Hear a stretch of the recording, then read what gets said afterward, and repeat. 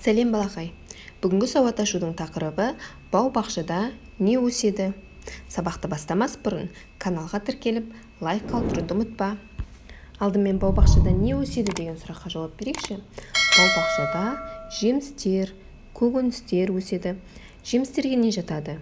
Алма, алмұрт, шие, жүзім, алхоры, өрік, өте көп жемістер жатады, Ал көкөніске нелер жатады? Көкөніске қызанақ, сәбіз, картоп, орамжапырақ, қызылша, қызанақ, қияр деген сияқты көкөністер жатады. Оларды біздер көктемнің уақытында жерді жыртып егеміз. Жаз бойына оларды суарып, осындай күз мезгілі кезінде жеміс жидектерді, көкөністерді жинап аламыз екен, солай қысқа азық жинаймыз. Балақай, сенің аулаңда да осындай жемістер, көкөністер өсетін болар. Олардың құрамында біздің ағзамызға қажетті өте көп дәрумендер бар. Бақшада не өсетіндігінен мағлұмат алдық, енді әрі қарай сабағымызды жалғастырамыз. Мына бір суретке назар аударатын болсақ, балалар, бірінші нені көріп тұрмыз? Алма. Кәне, біздер сурет арқылы бұл сөзді оқып отырмыз, алма. Енді осы алма деген сөздің ішінде неше дауысты, неше дауыссыз дыбыс бар? Дауысты дыбыс қызылмен, дауыссыз дыбыс көкпен белгіленеді.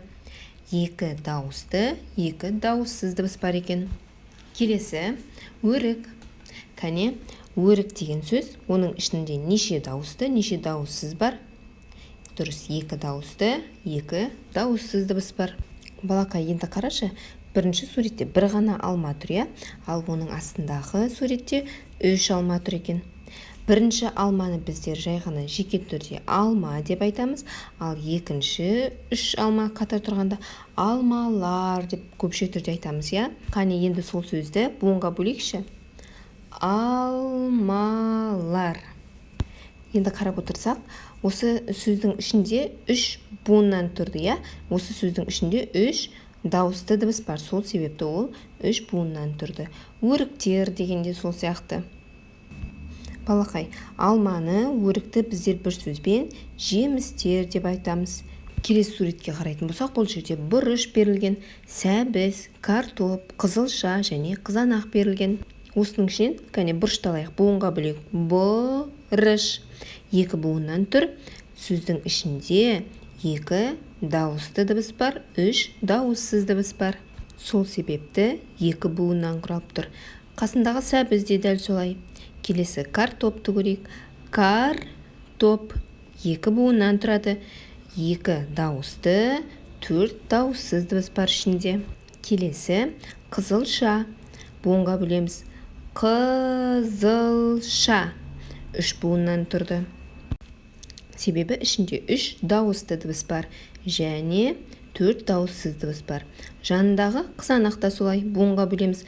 Қызанақ 3 буыннан тұрады, 3 дауысты дыбыс бар екен. Енді балақай, осы жердегі бұрыш, сәбіз, картоп, қызылша, қызанақтарды бір сөзбен біздер көкөніс деп айтамыз екен.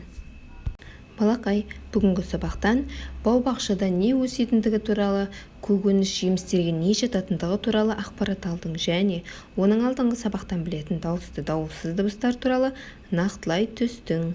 Сабақ ұнады, түсінікті болды деген үміттемін. Келесі сабақта кездескенше.